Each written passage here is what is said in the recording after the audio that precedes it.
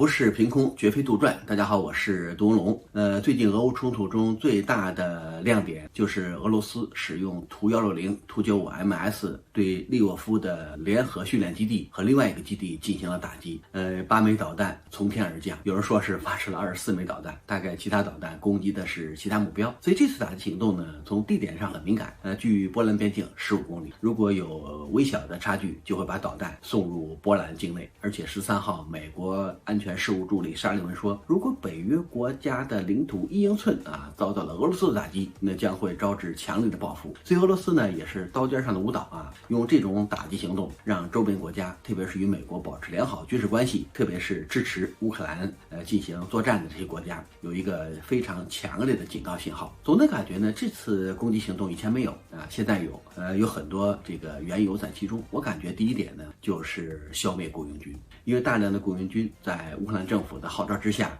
进入到这个乌克兰参战，而且西方国家对于雇佣军响应的还很强烈。很多国家不光是派出了现役的特战部队，而且还鼓动已经退役的有一技之长、有作战经验的军官到乌克兰参战，而且数量呢，按照这个乌克兰总统讲1.6万人，这个英国副首相说2.3万人。如果英国就找了这么多人，那么其他国家会不会组成一支庞大的雇佣军部队？这是一个比较大的问号。在这个时候，俄罗斯如果不显示自己的作战能力，不对雇佣军的问题表态，很有可能今后西方国家这些雇佣军就会进入到乌克兰，给俄罗斯造成比较大的麻烦。所以这个点位，如果用面杀伤的巡航导弹进行攻击，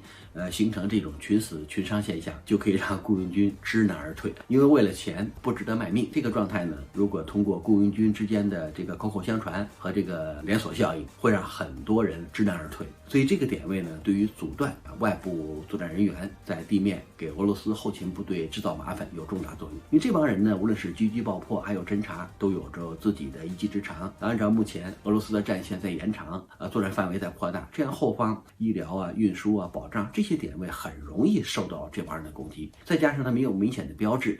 扔了枪可能就是个平民，拿起枪就是战斗人员，所以防不胜防。这点俄罗斯必须要用这种死亡符号告诉他，来乌克兰没有好下场。第二呢，就是摧毁西方国家向乌克兰运送武器装备的仓库，因为这个地方呢靠波兰很近，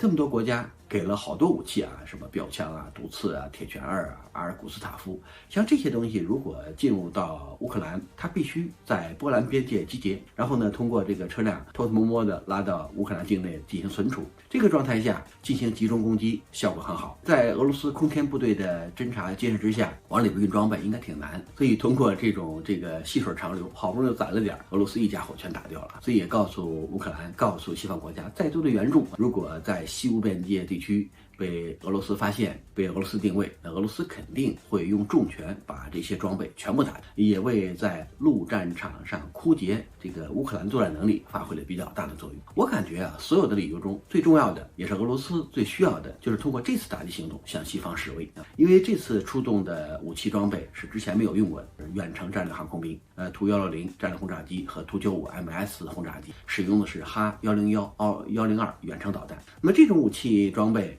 不需要进入战区俄罗斯方面讲，就是在俄罗斯定的恩格斯空军基地起飞，然后呢在俄罗斯领空发射，就根本没有进入乌克兰1300公里之外就是目标。虽然这实际射程打得更远，俄罗斯也在通过这种样态向西方国家展示，如果把轰炸机的航程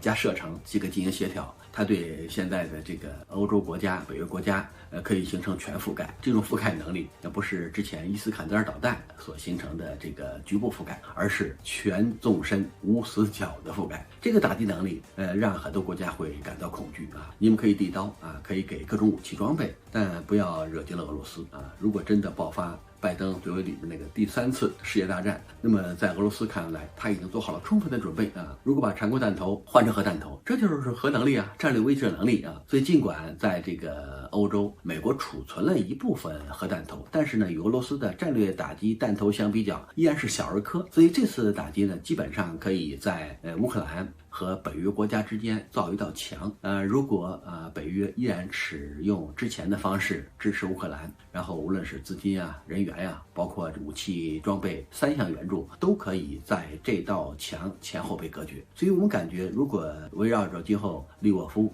卢茨克这个南北一线的攻击行动更加猛烈，对于断绝乌克兰的血管有重要作用。你乌克兰之所以在俄军优势的攻击之下还能够有抵抗能力，主要西方国家的输血嘛。如果这个输血功能持续，对于地面战场的持久战会产生不好的影响。俄罗斯不想把这场战争行动延续，仗越长消耗就越大，美国介入的可能性就越高。所以在西部地区，如果能够把那个粗血管变成细血管，把细血管变成堵塞，最终全部切断向乌克兰境内的运输通道，能够起到重要作用。所以我们感觉这次攻击行动叫一石多鸟，也叫一弹多用至少目前对于西方国家援助乌克兰的热情会有所降低。如果今后装备进不来，人进不来，虽然表面上支持，但是这个支持是一个高分贝的肉喇叭，不可能对乌克兰实际作战能力产生比较大的影响。这一点呢，应该可以让乌克兰感觉到完全有能力在不同点位的多方向攻击之中，迅速让乌克兰实现去军事化。